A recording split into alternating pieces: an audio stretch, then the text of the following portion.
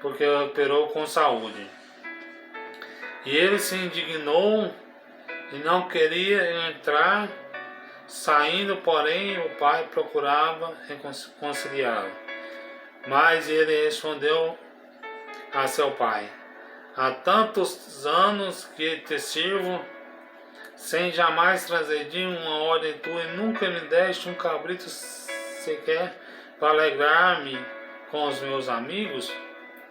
Vindo, porém, este teu filho, que desperdiçou os bens com meretrizes, tu mataste para ele um novilho cevado? E ele respondeu: pai, o pai, meu filho, tu sempre estás comigo, tudo que é meu é teu. Entretanto, era preciso que nos regozijamos e nos alegramos, porque este teu irmão estava morto e reviveu, estava perdido e foi achado. Amém, meus irmãos? Todos nós que conhecemos das Santas Escrituras, da Bíblia Sagrada, nós conhecemos essa palavra, que é a palavra do Filho Pródigo. Essa palavra do Filho Pródigo ela é especialmente para aquelas pessoas que estavam outro dia na presença de Deus e com o passar do tempo não suportou as lutas, as provações e saiu da presença de Deus. Então Lucas nos narra que Jesus escreveu essa parábola, que é a parábola do Filho Pródigo. E Jesus começa a reunir o povo. O povo gostava de ir ao encontro de Jesus, porque Jesus ele falava com autoridade. Ele não falava como os fariseus e os escribas falavam. Então muitos gostavam de ir ao encontro de Jesus. Muitos gostavam de ir para ouvir a palavra, para ser curado. E muitos gostavam de ir para se alimentar das multiplicações de pães e peixes que Jesus fazia.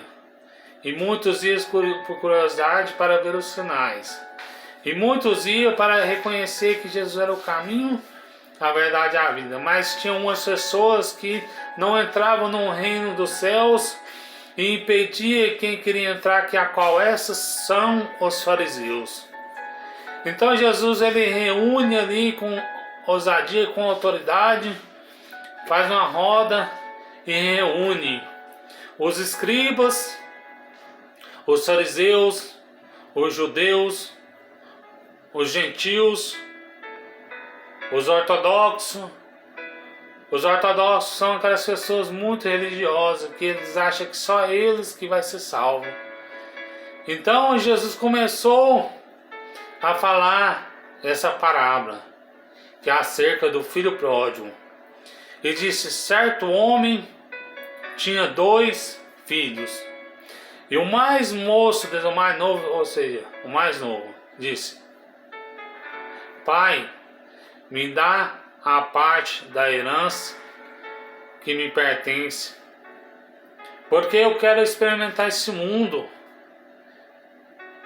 Eu vejo os meus amiguinhos com namorada, tudo, meus amigos com namorada, e eu não tenho namorada. Eu quero experimentar este mundo para ver como é que vai ser. Eu quero experimentar os desejos da carne. Eu estou farto de ser cristão. Quem sabe ele estava farto de ser um cristão por causa das lutas. Mas na casa do seu pai, aquele filho pródigo tinha tudo. Ele resolve pedir a parte da herança para o pai dele. E o pai dele triste, não porque ele ia dar a parte da herança, não, mas porque o pai pensou que podia perder o filho. O pai podia pensar que o seu filho podia perder ou não retornar. Mas esse pai ele é onisciente, simbolizando esse Pai é o próprio Deus. Então ele sabia que um dia o seu filho ia retornar. Eu estou falando como se fosse esse pai, como se fosse um pai de família nos dias de hoje, na antiguidade. Mas esse pai, ele é Jesus.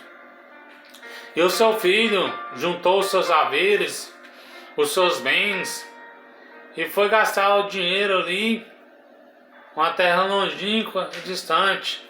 Seu pai, olhando triste, olhando para frente, disse: um dia meu filho vai voltar. E ele começou a gastar dinheiro com prostitutas, com meretrizes, tinha muitos amigos. Os amigos deles da época eram aquelas pessoas que só estavam interessadas no que ele tinha.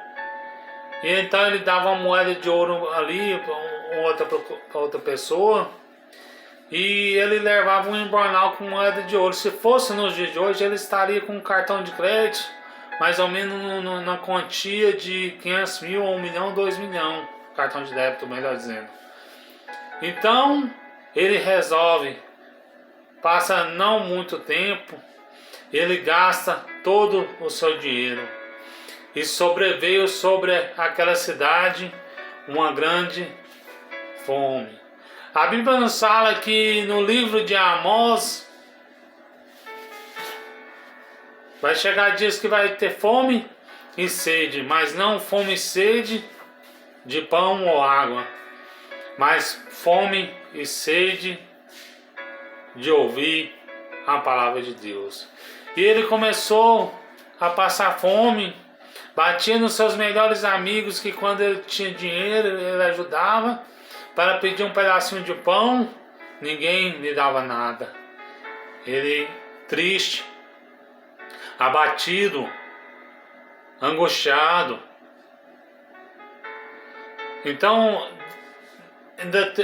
Deus nos usou de misericórdia dele, ainda veio um serviço para ele alimentar porcos, para apacentar porcos.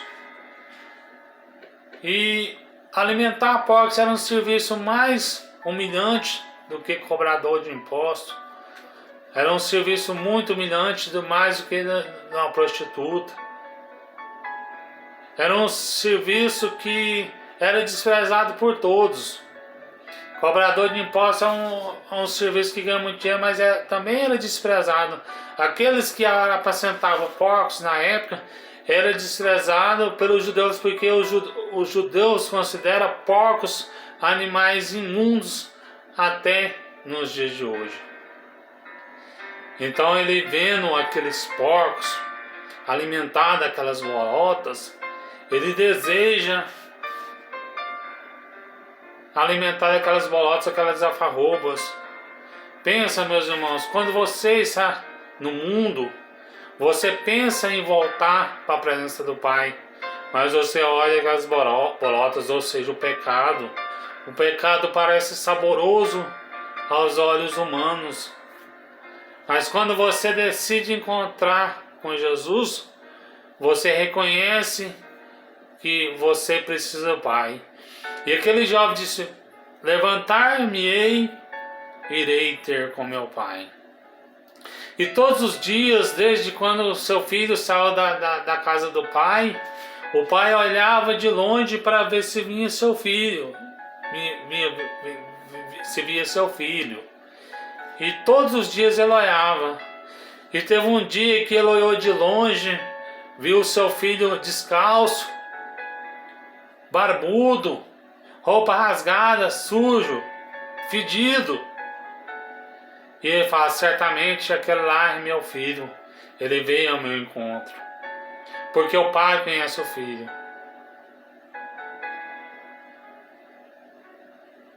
E um dos seus criados fala: não, aquele lá não é o seu filho não. Ele saiu daqui da sua casa com a barba feita, bem arrumadinho, bem vistoso. Aquela pessoa está parecendo um mendigo, ele não é teu filho.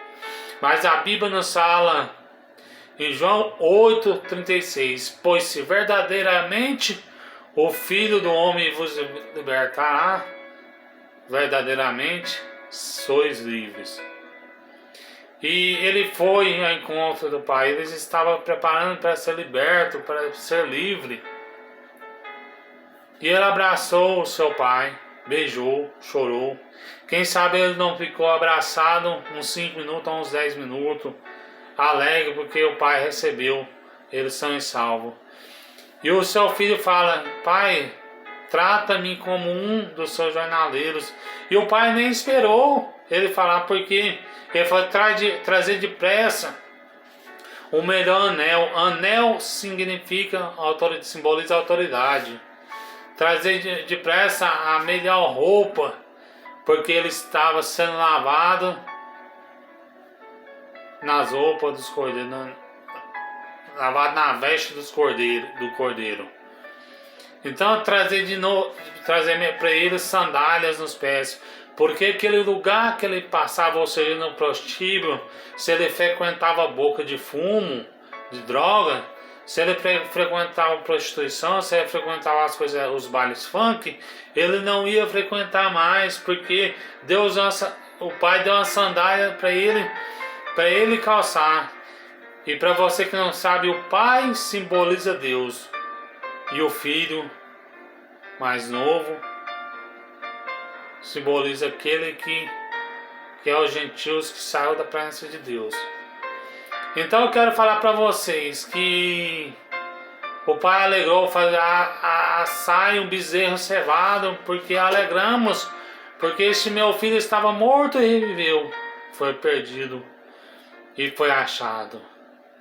Aí que entra, meus irmãos, o ortodoxo, que é os fariseus, os santos, aquelas pessoas que querem ser santarrão.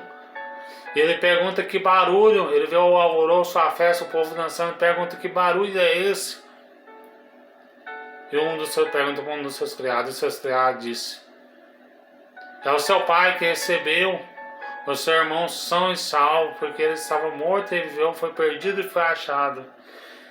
Então ele chega a seu pai: pai, este teu filho gastou nem é teu irmão, este teu filho, nem considerava ele como irmão, gastou dinheiro com meretrizes, e o senhor assa um cabrito cevado para ele, e só nunca sequer me deu um cabrito para me regozijarmos com meus irmãos. E o pai de família disse: alegrai, porque este meu filho estava morto e reviveu, ele foi perdido e foi achado. Lá em Efésios capítulo 2, versículo 8: porque pela graça sois salvos por meio da fé. Isso não vem de vós, é dom de Deus. Deus salva a Bíblia fala que todos aqueles que vêm ao Senhor Jesus será salvo. E aquele filho mais novo, ele achava que ele ia ser salvo pelas obras, porque ele era uma boa pessoa, que ele não pecava contra Deus, mas a salvação não é pelas obras, a salvação é por intermédio da graça. Efésios capítulo 9, capítulo 2, versículo 8, não, porque pela graça sois salvos, por meio da fé. Isso não vem de vós, é dom de Deus, não vem das obras para que ninguém se glorie. Jesus, ele quer te salvar. Jesus, quando ele morreu na cruz, o véu do templo foi rasgado de cima a embaixo, para você, eu, termos acesso a ele. Porque Jesus, Paulo nos fala em Filipenses capítulo 4, versículo 13: posso todas as coisas naquele que me fortalece. Se você não tem força para voltar para o Senhor Jesus, volte agora. Peça a Jesus para entrar no seu coração. Às vezes você fala assim: mas Deus chegou a me abandonar, porque se não fosse, isso não teria acontecido comigo. Mas sabe de uma coisa? Deus estava te provando, porque Ele te ama. Você acha que Deus ele fica alegre de ver o teu servo na provação, na luta? Não. Se Ele te prova, porque Ele te ama. Vamos obedecer a palavra de Jesus, vamos guardar os mandamentos de Jesus, vamos ficar firme, igual esse filho pródigo ficou. Eu reconciliei há quase 9 anos atrás e Jesus me libertou. Do mesmo jeito que Jesus me libertou, Jesus, Ele vai te libertar. Basta você somente crer e acreditar, em nome de Jesus.